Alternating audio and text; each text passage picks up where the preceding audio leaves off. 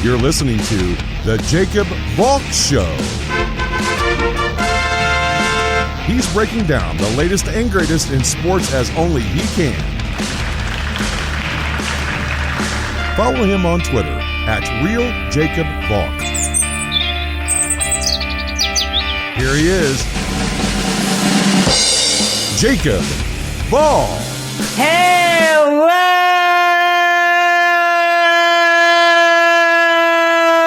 sports fans! Welcome to my 2020 New York Jets NFL Draft Preview. I am Jacob Valk, and I've been looking forward to this for a long time. The NFL Draft is less than 24 hours away. I could not be more excited. It's been over a month since we've seen a live sporting event. While this isn't a game, this is the next best thing. A draft, the most popular one in sports. Everyone gets super hyped up for this. Even people who have never watched a down of college football get hyped up for this. So I'm not going to waste any time. I'm going to get right into it. The Jets have 8 picks in this draft, and I have 8 holes that they need to fill. If you listened to my 2020 NFL mock draft that I did with Nick Ornberger, you'll know that I had the Jets pick Mekhi Becton. He is not my first choice for the Jets. My top choices in order are C.J. Henderson, Tristan Wirfs, Jedrick Wills, Mekhi Becton, Andrew Thomas, Jerry Jeudy, and C.D. Lamb. One of those 7 guys is going to be available. The Jets are in a really good spot here. They don't need to trade up. They don't need to trade down. They can just sit at 11 and get a premier talent. Since Nick and I had Henderson, Wirfs, and Wills off the board by the time the Jets pick, I went with Becton. A guy who's super athletic, fits this new mold of offensive linemen that we're seeing enter the league. He's super raw, there's no question, but he reminds me a lot of George Fant. They're both freak athletes. For consistency's sake, I'm gonna put Becton at 11 for this. He'd be really good with the Jets. I like him a lot. Is he my first choice? No. But I'll be really happy if the Jets take him at 11. I'll be happy with any one of the 7 guys that I mentioned at 11. I really can't go too crazy if they pick any one of those 7 guys. So now we move to 48. In my opinion, the Jets' biggest need, including offensive tackle, is cornerback. Look at their cornerback group right now. It's Bless Austin, Pierre Desir, Brian Poole, Arthur Mollett, Bennett Jackson, and some guy, Anthony Chaffee. I hope that's how you pronounce his name. If it's not, I'm sorry. It's clear that the Jets need cornerback help. I don't think there's a question about it. The people saying that Sam Darnold needs weapons or he needs protection, that's paramount. No. Is it important to give him weapons and protection? Yes, but defense is important also. There's only so much that Greg Williams is going to be able to do. Look, Greg Williams made lemonade out of really bad lemons last year. a lot of those players that were playing meaningful roles for the Jets last year never would have sniffed the field for the Kansas City Chiefs, or the San Francisco 49ers, or the Tennessee Titans, or the Green Bay Packers. All due respect to Neville Hewitt, he shouldn't be starting. All due respect to Maurice Kennedy, he shouldn't be starting. All due respect to Nate Hairston, he shouldn't be starting. You can't expect to catch lightning in a bottle twice. You've got to help the defense out. Now, if you stick with the mock draft that Nick and I did, Christian Fulton's off the board, Trayvon Diggs is off the board, and A.J. Terrell is off the board. So I'm going to go with a guy who I have ranked 51st on my big board, a cornerback out of OSU. No, it's not Jeff Okudah. It's Damon Arnett. There are some people that are going to get Ja'Kai Polite flashbacks from that pick.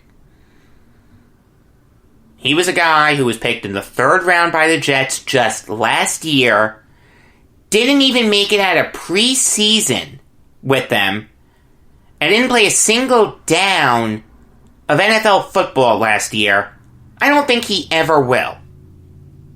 The guy was undisciplined, didn't use his noodle, didn't have a good character, and the Jets wasted a 3rd round pick. Thank you, Mike McCagnon. There is no question that Arnett has character concerns. There's no question that he was undisciplined early on in his time with the Buckeyes. But last year, he righted the ship. Give Ryan Day credit for working with him. Give Greg Madison and Jeff Hafley credit for that also. Arnett righted the ship. He has a ton of talent, checks all the boxes except for character. He's a little shorter. I understand that. He's a shade under 6 foot. He's 5'11 and 5'8". If you want to round up, you can. Only 195 pounds. I'd like him to add some muscle. But this kid is a great athlete, super fast, great ball skills, great tackler. If not for the character concerns, he'd have been a slam dunk 1st round pick. Him and Christian Fulton are very, very similar. So now we move to the 68th overall pick. This pick originally belonged to the New York Giants, but they traded it for Leonard Williams. Thank God. The Jets desperately need an edge rusher. They need someone who's going to get to the quarterback consistently. They haven't had it since John Abraham. Alright, they've tried a bunch of players. It hasn't worked. Jordan Jenkins is a solid player. He's good, not great. But he's not a great pass rusher. The Jets need a guy who quarterbacks are going to fear coming off the edge, and who offensive linemen are going to fear coming off the edge. Some people may consider this a reach, but I don't. I have a high 3rd round grade on this guy. I'm going to go with Anthony Jennings out of Alabama. I love his quickness. He can turn on a dime. Very strong. Really smart guy. His sack totals always went up at Alabama. He went from getting 1 sack his sophomore year to 5.5 sacks his junior year to 8 sacks his senior year. Some people will say that Troy Dye and Akeem Davis-Gaither are better prospects, and that's perfectly fine, but Dye isn't a good pass rusher. He's more of a coverage guy.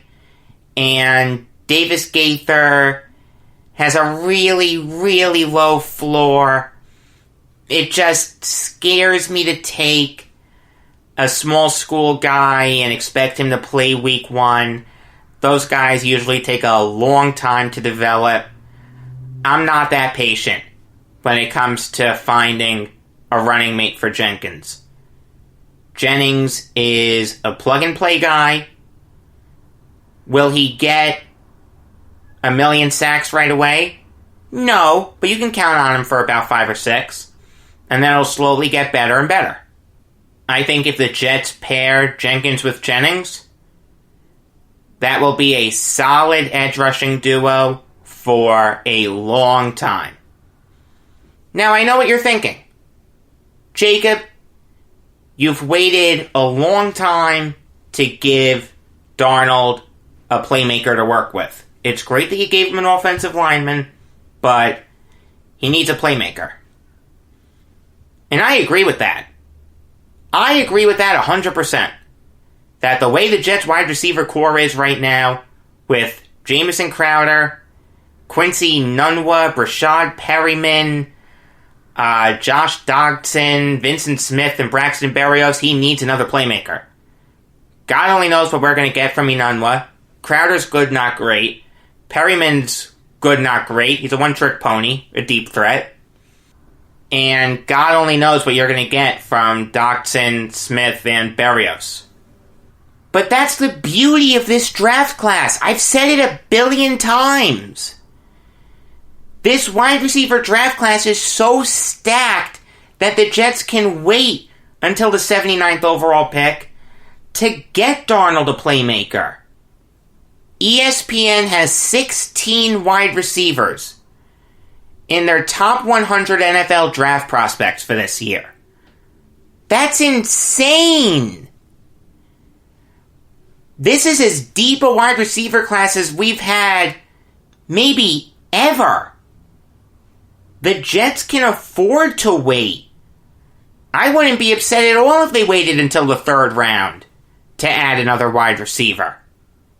While you can't count on small school guys to come in and look like the second coming overnight, if they're picked in either day 1 or 2, you should be able to expect them to contribute somewhat.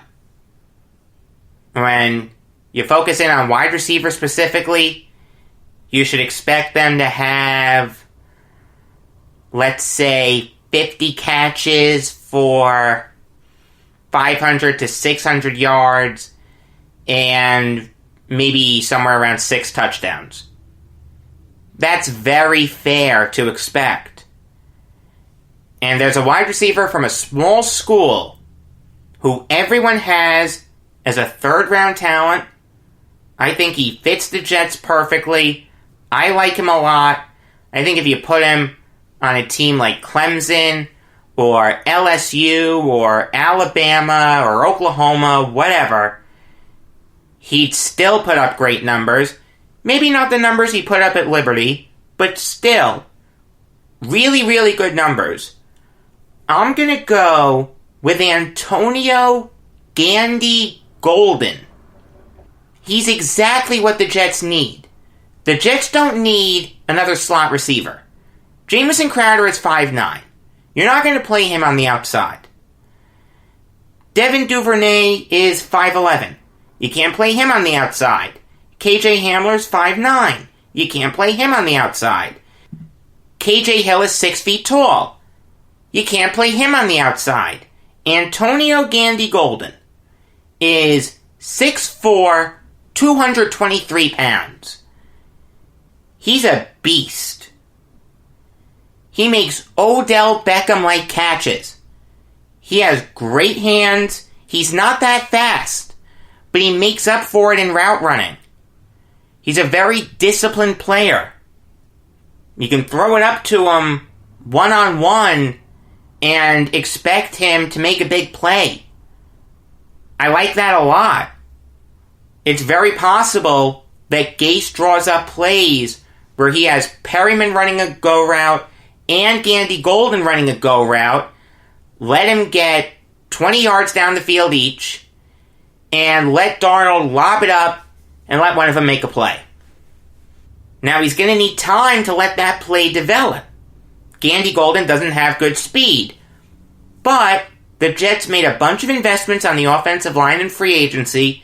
If the draft shakes out the way that Nick and I think it should, the Jets will add a premier offensive lineman in this draft. In Becton, Darnold should have the luxury of letting that type of play develop. I love the idea of Gandy Golden on the Jets. That brings us to the 4th round. 120th overall, to be specific. The Jets really need a backup running back. Le'Veon Bell needs someone backing him up.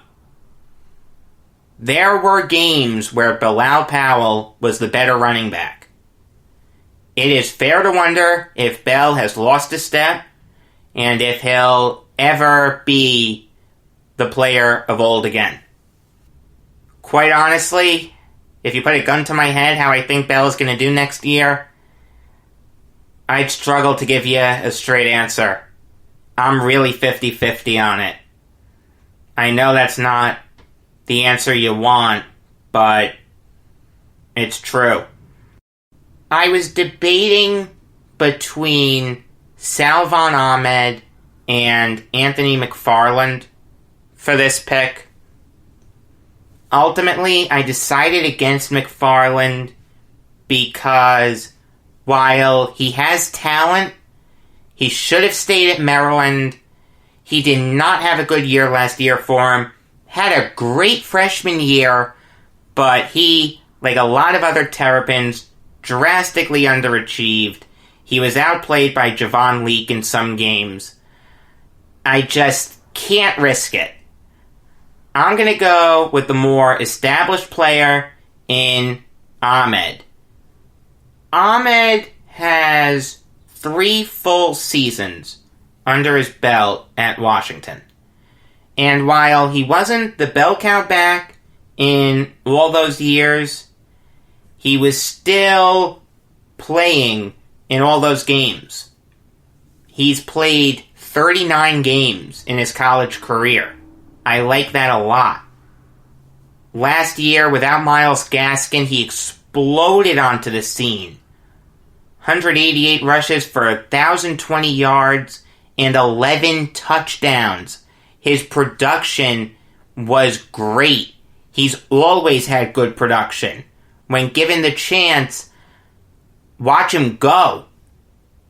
He's insane. The thing that a lot of people don't like about him is he doesn't have a good football IQ. And I get that. He is not good in blitz protection.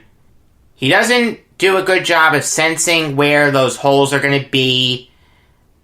He's a guy who does best on halfback stretches or halfback tosses. But Adam Gase, throughout his coaching career, has made lemonade out of lemons with the running game. Jay Ajayi looked like a really good player under Gase. Kalen Ballage looked good. Bilal Powell looked better than he ever looked before. Gase has shown that he can develop running backs. Does Ahmed need work? No question. He cannot start week 1. But you put him in as the backup running back, give him anywhere from 5 to 10 touches a game, let him develop those skills, and watch him go. He's a great athlete. He has natural talent. I think Gase can get it out of him.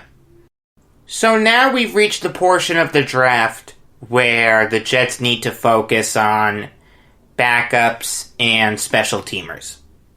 And that's perfectly fine. The Jets need a backup safety. Their only safeties currently on the roster are Jamal Adams, Marcus May, and Matthias Farley. you need at least 4. There's a guy out of Utah that I really like, and his name is Julian Blackmon. He's really strong, has great closing speed. I think he'll match up great against tight ends if he needs to match up one-on-one with them. And he's a very disciplined player.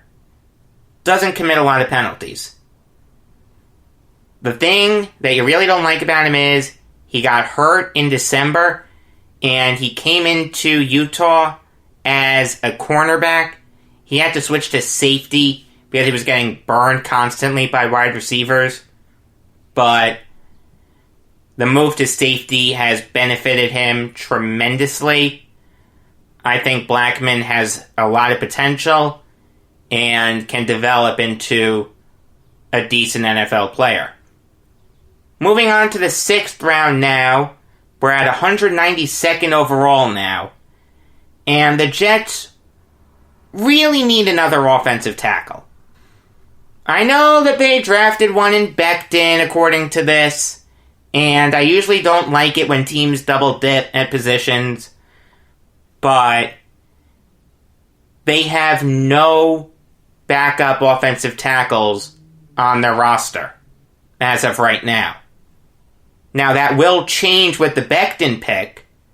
Edoga will probably become a backup, but I'd love it if the Jets added another one. There's a guy coming out of Michigan who I think has a ton of potential. And you heard about him a lot if you watched Michigan. Which I did because I like Jim Harbaugh. I think Harbaugh has run his course at Michigan, but I just like him. Very likable guy. The player that I want the Jets to draft right now is Jon Runyan. The thing that I love about him is that his father was a Pro Bowl tackle. Jon Runyan Sr. was a great player in his day. Former Tennessee Titan, former Philadelphia Eagle. Really, really good player, if you don't want to say great. You can certainly say great and I would listen to you. Because of that, he has a great football IQ. Has a good feel for the game. Some people have him as a guard. I like him at tackle. That's what he played at Michigan. He has good footwork. And just, I can't overstate it. His intelligence is off the charts. Worst case scenario, the Jets have a future offensive line coach on their hands. And Lord knows they need it because Frank Pollock did not do a good job last year. He doesn't use his hands as well as he should. And he's not the strongest guy in the world. But Runyan has a lot of potential. The Jets would be stealing him in the 6th round, I think. Watch out for him. Whatever team takes him, he could develop into a good offensive lineman. So now we're on the Jets' last pick, 212th overall. This is the pick that they got from the Chiefs in the Darren Lee trade. The first move that Adam Gase made as Jets GM. And this is as good a time as any to draft a punter. The only punter on the Jets roster is Ian Berryman. If you've never heard of him, that's okay. He's never punted once in the NFL. The Jets had good luck with drafting Lachlan Edwards. I liked Edwards. I thought he was a solid punter. Didn't make a whole bunch of mistakes. Had a good leg. Was accurate. Good power. Good holder. Nothing wrong with him. There are 3 punters on ESPN's board. Joseph Charlton is ranked 152nd overall out of South Carolina. Braden Mann is ranked 168th overall out of Texas A&M. And Michael Turk is ranked 284th overall out of Arizona State. I don't care which one of them the Jets take. It's very hard to evaluate punters. It's even hard to evaluate kickers. I'm trusting ESPN on this. That's the order I want them. Charlton, Mann, and Turk. If you want to put Michael Turk here, you can, but I'm going to say Joseph Charlton. So just to put a finer point on it, at 11, my order is C.J. Henderson, Tristan Wirfs, Jedrick Wills, Mekhi Becton, Andrew Thomas, Jerry Jeudy, and CeeDee Lamb. But I think Becton's going to be the pick. At 48, I have Damon Arnett. At 68, Anthony Jennings. At 79, Antonio Gandy Golden. At 120, Salvon Ahmed. At 159, Julian Blackmon. At 192, John Runyon. And at 212, in order, Joseph Charlton, Braden Mann, or Michael Turk.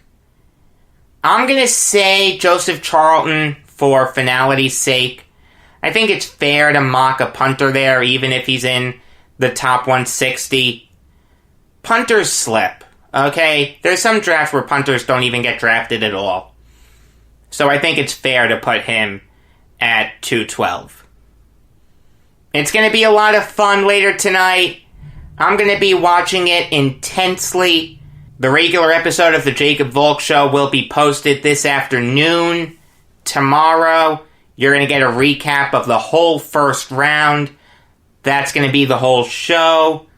Monday morning, at this time, 6 a.m., you're going to get a New York Jets draft recap.